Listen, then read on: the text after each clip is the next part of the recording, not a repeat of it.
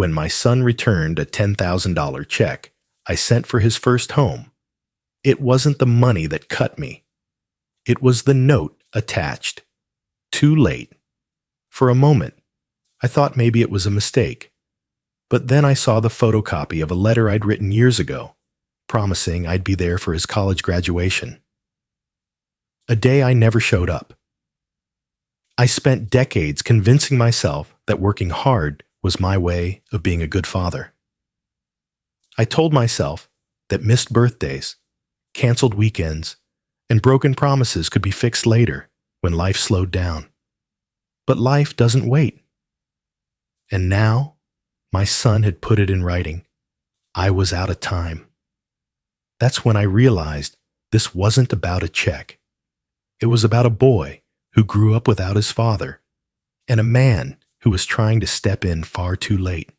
What I didn't know then was that there were truths I had never been told. Truths that would turn my guilt into something far more complicated. What happened next will shock you, and it will make you question whether an apology can ever truly erase the past. Stay with me until the end of this story. Because sometimes forgiveness comes from the last place you'd expect. I used to think my life was well structured, just like the buildings I designed. Every beam, every joint, calculated for strength. But at 65, sitting in a quiet house that echoed with my own footsteps, I realized the foundation of my personal life was riddled with cracks. My name is John Thompson.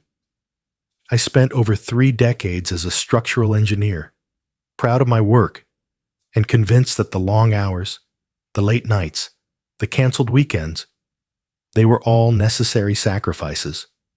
At least, that's what I told myself after my marriage collapsed when David was just 8. The divorce agreement gave my ex-wife primary custody. I had visitation every other weekend, but those visits became harder and harder to keep.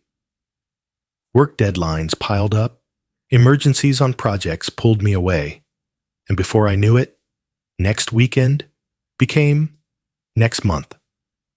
I always meant to make it up to him, to reschedule, to find a better time. But better times never came. David stopped asking when I'd visit. Birthdays came and went with me, sending a card or a gift, always with the promise that I'd celebrate properly later. Over the years, later became the word I clung to, and the word he stopped believing in.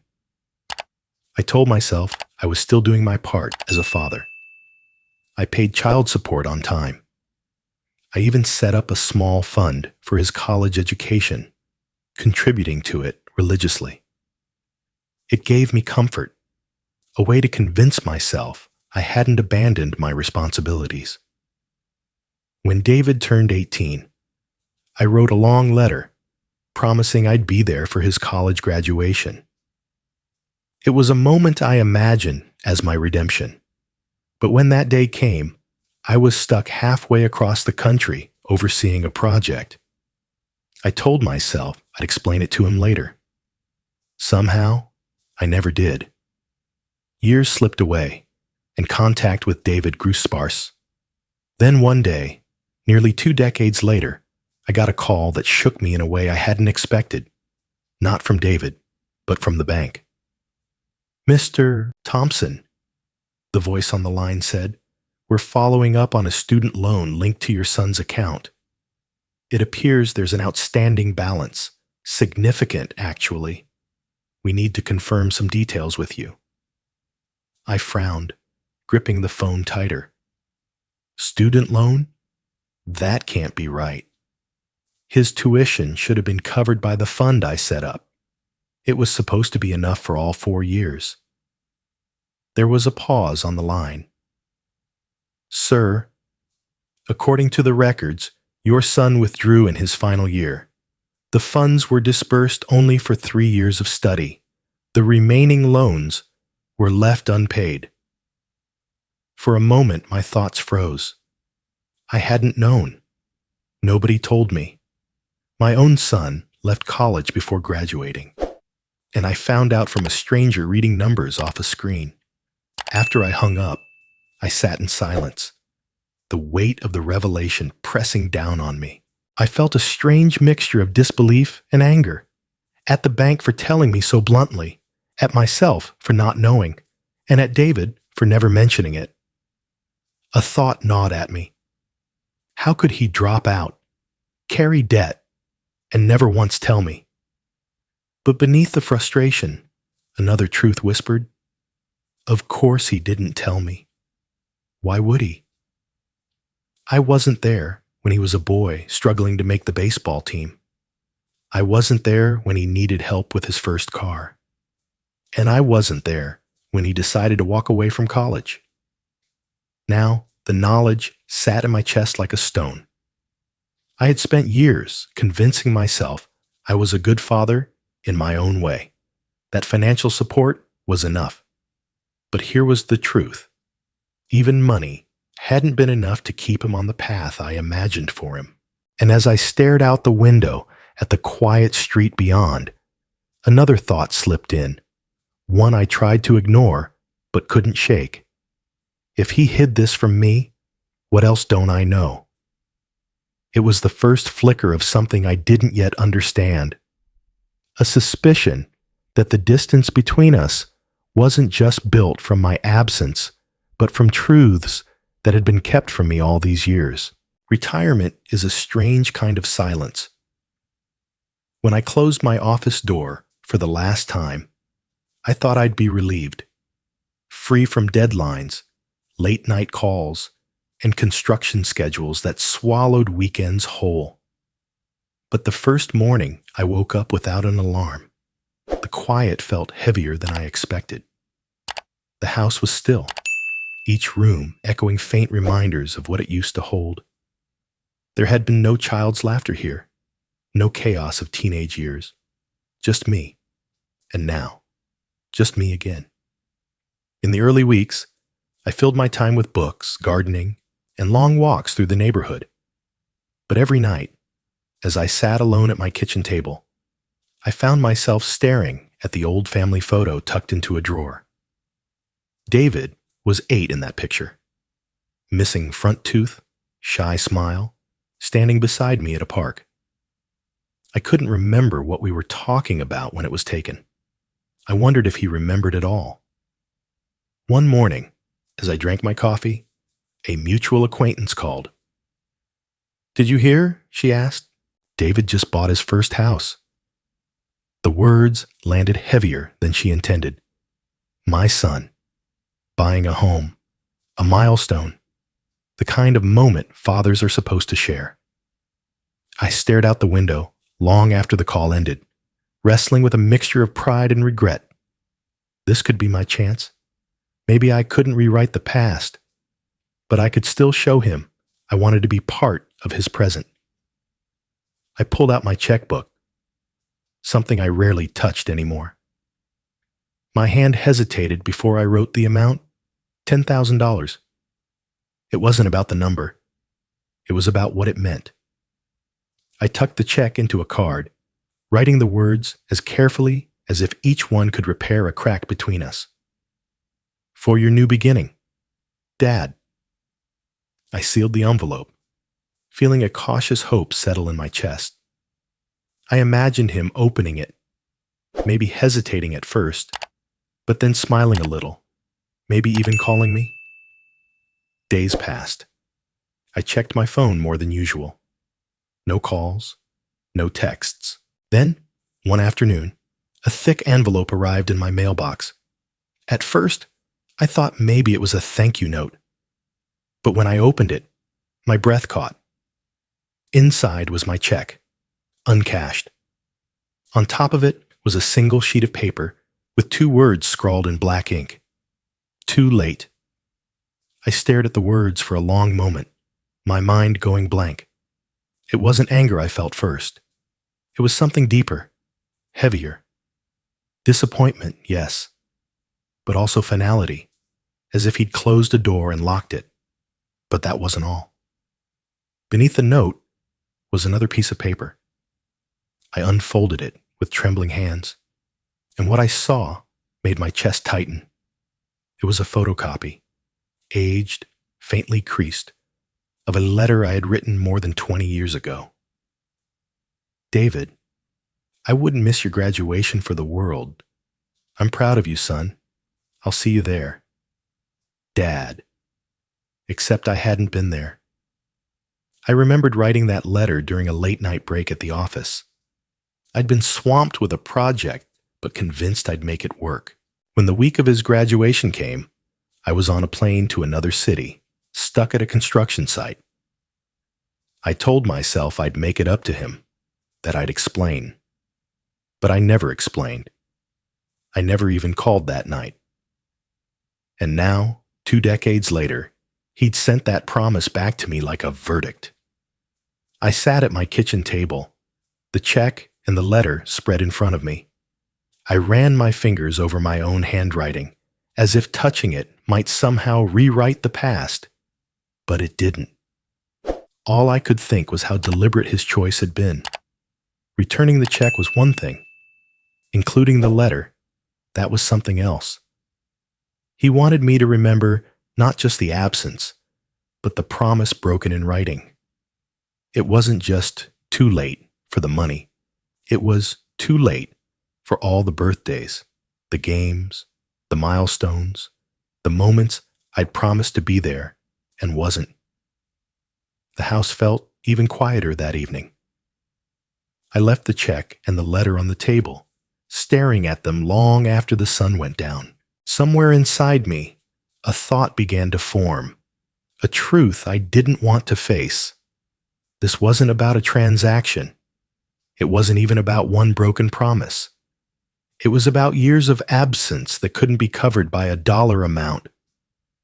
And yet, another thought pushed back, stubborn. If he was angry enough to return the check, if he cared enough to send that letter, maybe that meant there was still a part of him that cared at all. I didn't know if I could fix this, but I knew I couldn't just let it end here. I tried calling him. At first, it was just once. A short, careful voicemail. Hey, David, it's Dad. I'd like to talk, if you're willing. I kept it simple, not wanting to push. No response. A week later, I sent a text. Just checking in, hope you're well. This time he replied. 3 words.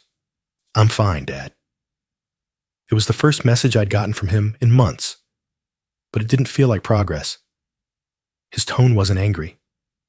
It was worse, detached, like I was a stranger he was being polite to. Over the next few weeks, I tried again, spacing out my calls and messages so I wouldn't seem desperate. Every reply was the same, short, polite, and utterly closed off. He didn't attack, didn't accuse, but he also didn't give me anything to hold on to. I asked if we could meet in person. His answer came hours later. I'm busy. That was it. I started to wonder if the too late note had been the last word he ever wanted to say to me. But there was something about his silence that didn't feel like finality. It felt like a wall. And I couldn't tell if it was meant to keep me out or to keep something else in. Then, unexpectedly, I crossed paths with someone who might have a key to that wall. I was walking through a small market downtown when I heard a familiar voice call my name. Turning, I saw Emma, one of David's closest friends since high school. She'd been over at my house a few times back then, polite and quiet, always hovering around David's orbit. Mr. Thompson? She said, smiling faintly. It's been a long time. We talked briefly about her job, her family, and then I couldn't stop myself from asking, have you seen David lately? Her expression shifted. Not unkind, but cautious. Yeah, I see him sometimes. We keep in touch. I hesitated, then lowered my voice. I sent him something recently. Tried to help. He sent it back. I'm not sure what to do next. Emma looked at me for a long moment, as if weighing how much to say. He's complicated about you, she finally said. I know I wasn't there the way I should have been, I admitted. But I paid child support every month. I made sure his tuition was covered. At least I thought I did. I figured his mom had everything she needed to take care of him. That's when I saw something flicker in her eyes. Something like surprise, maybe even sympathy. Mr. Thompson, she said softly. David started working part-time in high school. Not for extra money, just to help his mom pay bills. I remember him missing football practice because he had to pick up shifts. We all thought you knew. Her words landed like a blow. I didn't know, I said quietly.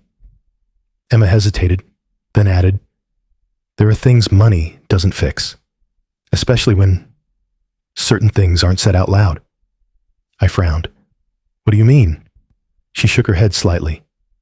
It's not my place. But sometimes what we believe about someone is shaped by what we've been told or not told. It was a carefully chosen sentence, but it landed hard. My mind immediately went to my ex-wife. I'd always assumed she spoke neutrally about me to David, or at least avoided saying anything damaging. But now, I wasn't so sure. Emma gave a small, sad smile. I think David has a lot of history with you that he hasn't unpacked. Some of it's his. Some of it maybe isn't. I wanted to ask more, but she was already stepping back. I should go. But, Mr. Thompson, just so you know, he doesn't hate you. If he did, he wouldn't have sent that letter back. He just doesn't know what to do with you. Her words lingered long after she left. On the walk home, I replayed her sentences over and over. Certain things aren't said out loud. What we believe is shaped by what we've been told. Had David grown up hearing a version of me that made sense of my absence in the worst way possible? By the time I got home, the suspicion had solidified into a gnawing truth. This wasn't just about my failures, though there were plenty. There were pieces of the story I didn't know. And if I wanted even a chance at repairing anything, I needed to hear them. After my conversation with Emma, I spent days pacing the house, my thoughts circling like restless birds. There were so many things I'd never said to David, things I'd buried under years of excuses, things I didn't have the courage to confront. Calling him again felt useless. He'd already made it clear he didn't want to talk, so I decided to do the only thing left: write. I sat at my desk with a blank sheet of paper in front of me, the weight of 25 years pressing down on the pen in my hand. I started, stopped, crumpled the page, started again. Words felt heavy, but silence felt heavier. Finally, I just wrote the truth. I told him I was sorry, not in the hollow way people apologize just to ease their conscience, but with the kind of apology that admits everything. I told him that during the years after the divorce, I convinced myself that staying busy was my strength, that my work was a shield against the shame of failure. I admitted what I had never said to anyone, that I stayed away sometimes because I didn't feel good enough to stand in front of him.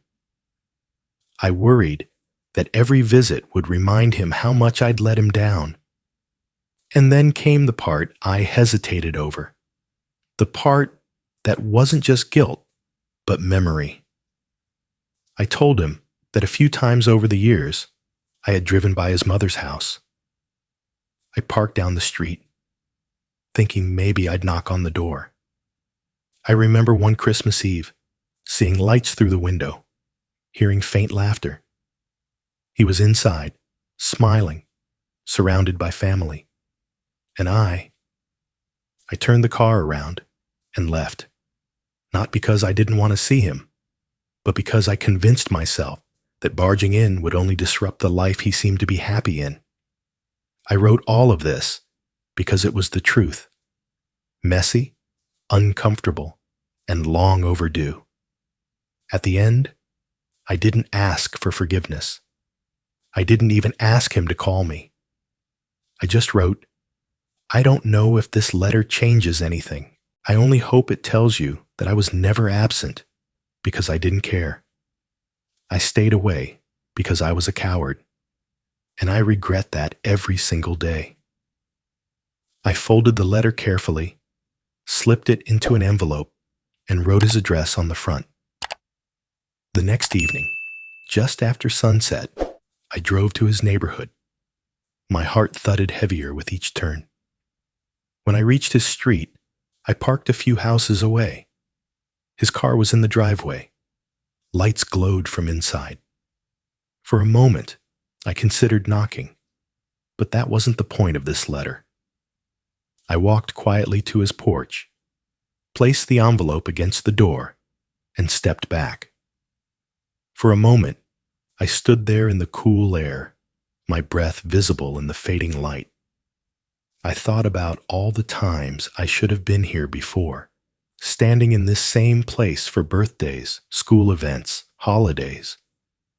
But this time, I wasn't here to take anything, not even a moment of his time. I turned and walked back to my car. Driving home, I felt an odd mix of emptiness and relief. Emptiness because I knew I might never hear back. Relief because for the first time, I had told him everything. No more excuses. No more half-truths. That night, I didn't check my phone. I didn't sit by the door waiting for a knock. I just let the silence settle around me. Part of me thought this was the end of the story, the point where my effort was made and the chapter quietly closed. But I didn't know then that silence can sometimes be the space before something begins. It had been almost 3 weeks since I left the letter on David's porch. I told myself I wasn't waiting for a reply, but every time my phone buzzed, even with spam calls, my heart jumped before sinking again. The days grew longer. The nights were quiet. Then, one Thursday evening, as I was washing dishes, my phone buzzed again. I almost ignored it, assuming it was another telemarketer. But when I glanced at the screen, my breath caught. A text from David. "If you're free, come by for dinner tomorrow, 7 p.m. I read it twice, half expecting the words to disappear. It wasn't an apology. It wasn't warm, but it was an invitation. The next day felt like the longest in years. I spent the morning pacing my kitchen, wondering if I should bring something, wine, dessert, anything. In the end, I decided to just show up. At 6:45 p.m., I parked in front of his house. It was modest, newly painted, the kind of place that felt like it belonged to someone who'd built his life carefully. Lights glowed warmly from the windows. I stood on the porch for a moment before knocking. My heart pounded harder than I wanted to admit. David opened the door. He looked older than the image I carried of him. Lines of responsibility on his face, a steadiness in his eyes, but those eyes still held the same shade of quiet distance. "Hey," he said simply, stepping aside. "Hey," I replied, my voice a little rough. Inside, the house smelled faintly of roasted chicken and herbs. The dining table was set simply for two. He motioned for me to sit, and we began eating in a silence that felt awkward, but not hostile. Halfway through the meal, David set his fork down. His eyes stayed on his plate as he spoke. "I got your letter." I nodded. "I wasn't sure if you'd read it." "I read it," he said. His voice was quiet, steady. "A couple times, actually." There was another pause. I waited, not wanting to fill the silence too quickly. Then he looked up at me, his expression unreadable. "I want to tell you something. something I didn't know how to bring up before. I braced myself. There were times, he said slowly, when you tried to see me. I didn't know about them until years later. I frowned. What do you mean? He leaned back, crossing his arms loosely. Mom didn't always tell me. She thought she was protecting me. She said you'd show up, make promises, and then disappear again. She didn't want me to get my hopes up. I sat back, the words sinking in. I had suspected something like this after what Emma said, but hearing it from David himself hit differently. David's voice softened slightly. I used to think you just didn't want to come, that you didn't care enough. But now, I'm not sure it was that simple. I took a deep breath, careful with my words. I'm not going to blame your mother. She did what she thought was best for you. But I should have tried harder. I should have fought harder to be there no matter what. He studied me for a long moment, as if testing the sincerity of my words. I don't know if I believe that things would have been different, he admitted. But I can see now it wasn't all one-sided. There was a shift in the air. Not forgiveness, not yet, but something looser, less guarded. We ate a little more in silence, the tension softening just enough for conversation to slip in. He asked about my retirement. I asked about his work. We spoke in careful sentences, like two people walking across a fragile bridge. When dinner ended, David walked me to the door. I'm not saying everything's fine, he said. It's going to take time. I understand, I replied. I'm here, however long it takes. He hesitated, then gave a small nod. Thanks for coming tonight. I stepped outside into the cool night air, my chest tight, but lighter than it had been in years. On the drive home, I replayed his words over and over. For the first time in decades, the distance between us didn't feel permanent. It felt like a door, not wide open, but cracked enough to see light on the other side. In the weeks after that dinner, something subtle began to shift. David didn't call often, but when he did, it wasn't about money or past arguments. It was small things, questions about tools, a recipe he wanted to try, or asking if I could help move a heavy piece of furniture. The first time he invited me over to his house again, it wasn't for anything ceremonial. He needed a second pair of hands to fix a loose kitchen cabinet door. I showed up with my toolbox, careful not to overstep, careful not to make it into something bigger than it was. We worked side by side, mostly in silence. But it wasn't the kind of silence that felt like a wall. It was the quiet of two people finding a new rhythm. After that, the calls came a little more often. A leaky faucet, a fence that needed reinforcing. Once, he even asked if I'd stay for dinner after helping him with the gutters. I always said yes. I noticed something as these weeks turned into months. We never talked about the check, or the letter, or the years we'd missed. The past was still there, unspoken, but the present was beginning to take up more space. One Saturday, I came over to help him repaint the living room. His young son, my grandson, wandered in, curious about the open cans of paint. David kept an eye on him while I worked, occasionally laughing at the boy's endless questions. It was during one of those moments, David juggling a paintbrush in one hand and his son in the other, that it happened. Dad, can you hand me the roller? The word slipped out so naturally, so unguarded, that I almost didn't catch it. I froze for a second, then passed him the roller, as if nothing had happened. I didn't want to break the moment by reacting too strongly. But inside, something shifted. It wasn't a grand reconciliation, no dramatic scene, just a single word spoken like it had always belonged there. Over the following weeks, I kept showing up, not with money, not with gifts, but with time. I helped him repair the back deck, watched my grandson for a few hours when David and his wife needed a break, and joined them for Sunday dinners. It wasn't about proving myself anymore. It was about being present in the life he had now.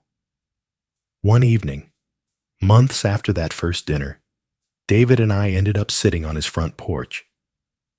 The sun was dipping below the horizon, painting the sky in streaks of orange and purple. His son had gone to bed. The house was quiet. We didn't talk much. I sipped my coffee. He nursed a beer. There was a comfort in the stillness that would have felt impossible a year ago. After a long silence, David spoke. "You've been around a lot lately." I gave a small smile. "I figured that's better than the alternative." He nodded slowly, then looked out at the yard. "I don't know if I'm ready to say everything's okay, but I notice you're here." That was enough for me. I thought back to all the things I'd done over the past year. The letter, the dinners, the repairs, the quiet afternoons on his porch. And I realized something important. The redemption I'd imagined years ago wasn't about a single gesture or a check with a number on it. It wasn't about erasing the past. It was about building a present, one small moment at a time. As the evening air grew cooler, we sat in companionable silence, the sound of crickets filling the background. I looked over at my son, the man he had become, the life he had built without me. And I felt a deep, quiet gratitude. I hadn't earned back everything, but I had earned a place here, even if it was smaller than I once imagined. In that moment, I understood the truth I wished I'd known all those years ago. Redemption isn't bought. It's lived. It's not found in checks or grand apologies. It's in showing up when you say you will. It's in holding the ladder steady, fixing the cabinet, painting the wall. It's in sitting quietly on a porch at sunset, not needing to fill the silence because your presence is enough. When I left that night, I didn't feel the sharp ache I used to carry after seeing him. I felt something lighter, something like peace. I got into my car, looked back at the porch, and saw him give a small wave. No dramatic farewell, just a simple acknowledgement that I was part of his life again. And for me, that was everything.